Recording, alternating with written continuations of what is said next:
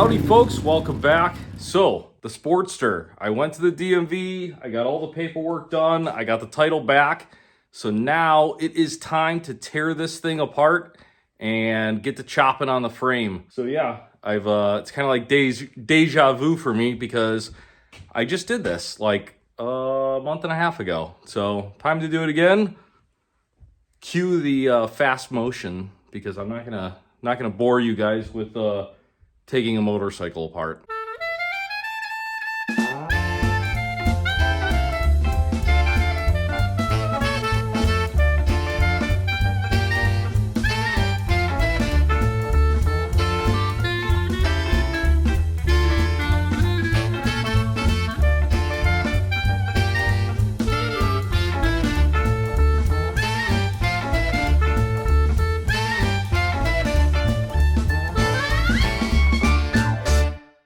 Well, I definitely got a lot faster. It only took me about 2.5 hours this time to get everything unhooked and apart, and the engine is out, but the work continues. All right, I think it's go time. We are into her deep now, boys and girls. So, for installing the hardtail, I pulled off the swing arm rear wheel, and pretty straightforward. They have a really good how-to video. But basically, measure off of the bottom rear bolt there, 6 inches out to there, and then on the top, basically 9/16 from this mount. So you can see where I made a little scribe. I just threw some tape on there.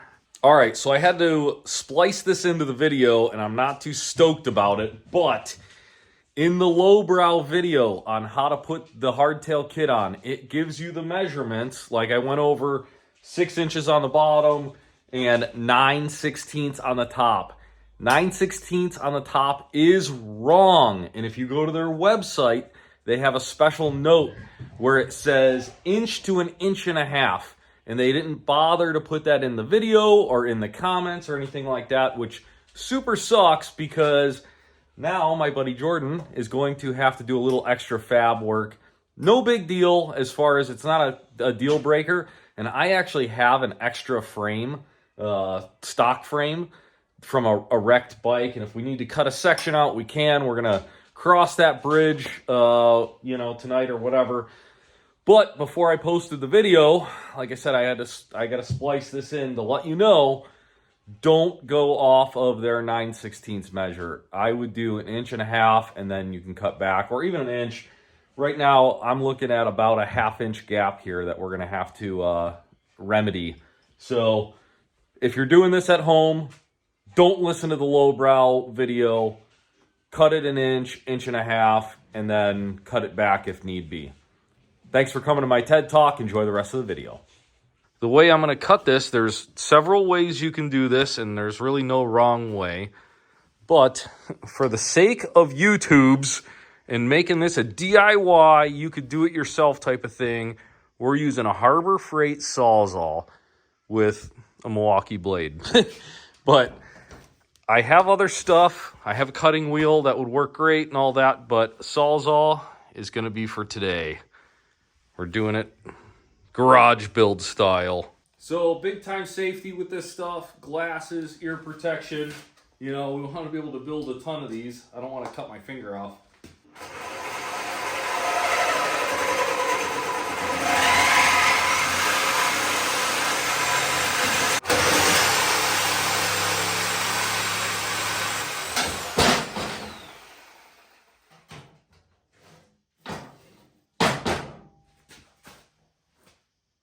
Great success.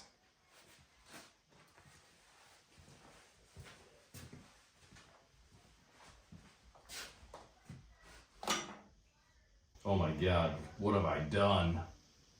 Well, yeah, that escalated quickly. Cuts came out pretty nice.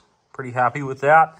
This one I boogered up a little bit, but I gave myself enough room to fix it. I'm also going to come in here, clean this up a little bit because the tube slides in. So we're going to make that nice and clean.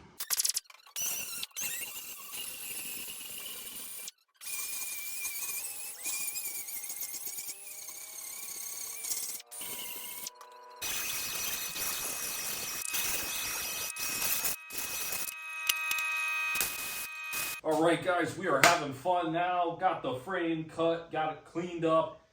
Let's see if this subframe, or I don't even know, it would be a subframe on like a dirt bike or something. Let's just see if the chopper frame will slide right in.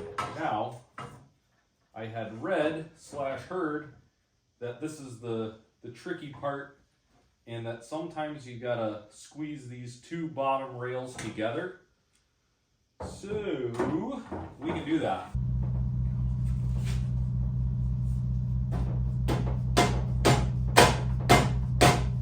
Yeah, go to your home.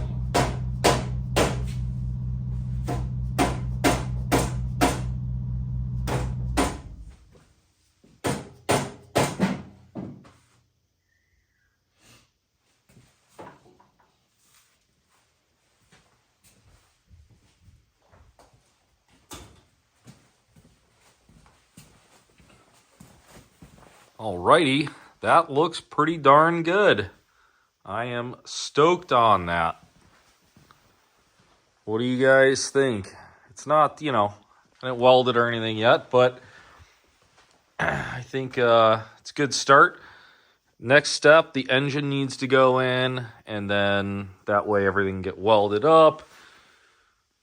But I think that's going to be about it for tonight, because I am getting tired. Well, I couldn't be any happier with how that went. The cutting went straightforward. Everything fit really well without a ton of work. So we are at a good stopping point. As far as the welding goes, I know how to weld, but I'm not that good at it. So my friend, who is a full-on professional welder, is going to do the welding on this frame, because we're building this bike to do, like 100 miles an hour and stuff. So it has to be sturdy. And I just feel better about it being TIG welded as well. I don't have a TIG welder. So he is going to head over tonight and do some prep. And then in the next day or two, he's going to bring his rig over and knock out the welding. So that'll be the next episode. And that should be fun, because it's going to be engine in, engine out. Good stuff. Cool. Well, thanks for tuning in, guys. Don't forget, we're giving this thing away. Once it's done, I will announce how to enter. Thanks for tuning in. Don't forget to subscribe. See you on the next one.